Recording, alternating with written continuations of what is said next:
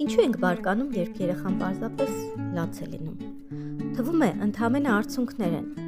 բայց ներսում մի բան սեղմվում է։ Ուզում ենք արագ կանգնեցնել, լռեցնել,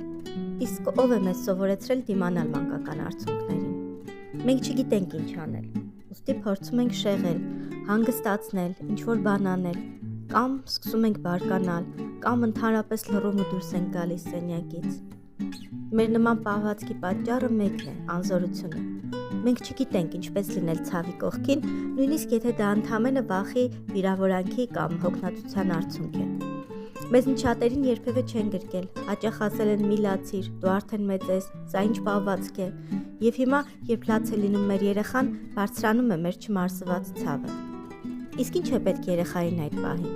Ոչ թե շուտ մոռանալ, ոչ թե շեղվել կամ փախչել, այլ զգալ, որ դուք նրա կողքին եք։ Լացը չի նշանակում, թե երեխան կոտրված է։ Արցունքը թուլություն չէ, սա երեխայի ներքին աշխարհի մի մասն է,